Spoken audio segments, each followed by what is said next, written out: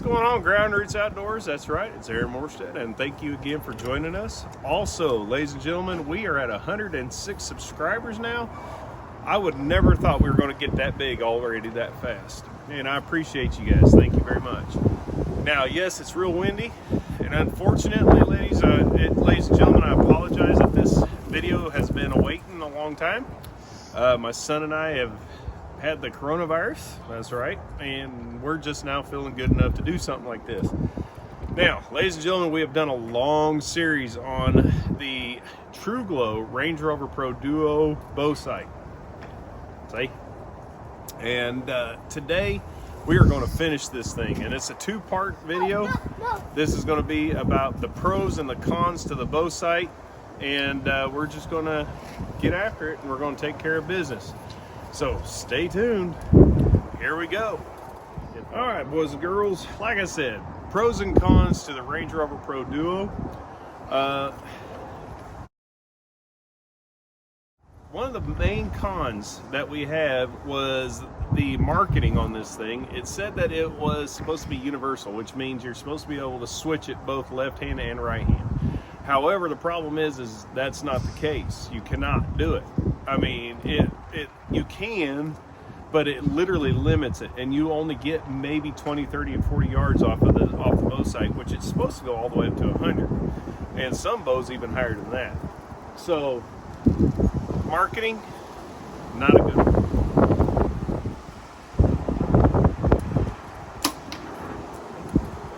Now,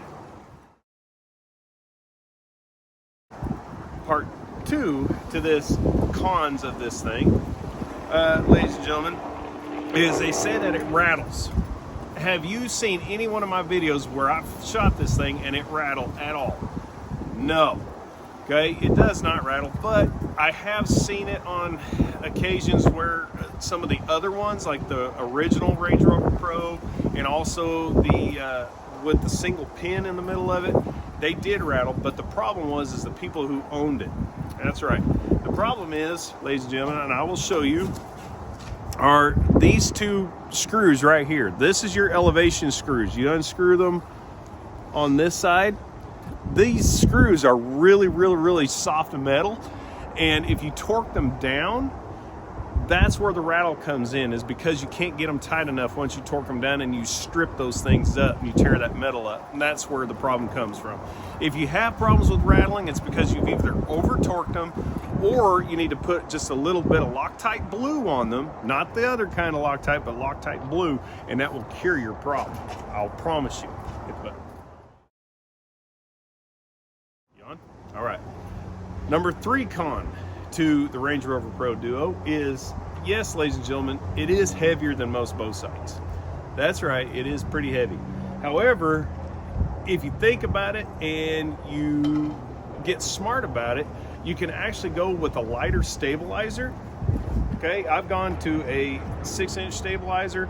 I don't have my long 10 and 12-inch stabilizer that I normally shoot, and believe it or not, that helped out quite a bit.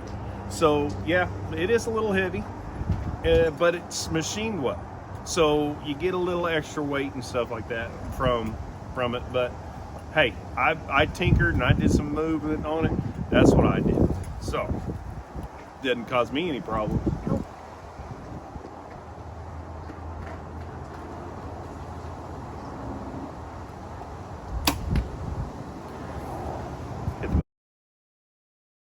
Another issue that we have with the Range Rover Pro Duo, and I do have a list of things that I'm going over because I had to write them down. Operational instructions. Their operational instructions are not very clear on how to set up sight tapes. They're not very clear on how to turn the light on and off. So I've had to do a lot of tinkering and stuff, and it really wasn't easy. It wasn't hard, guys, but it's still kind of annoying because there's no information on this stuff on how to shut them off. I actually watched another video and they didn't talk about how they did it. I watched the guy hit both the little buttons right here that turn the lights on and off. I watched him hit that button. I was like, what is that? What did they just do? And so I went and I messed with mine, and that's how you shut it off.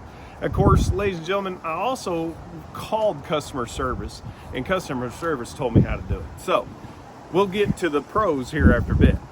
So, operational instructions, not very clear.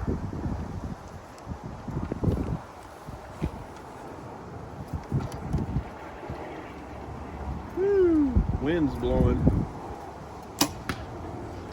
Wind is blowing.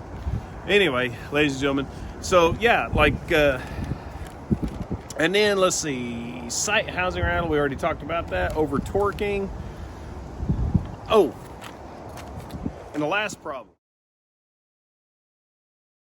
The last thing that I want to talk about as far as the cons of this bow sight is the lens sight magnifier that's on here.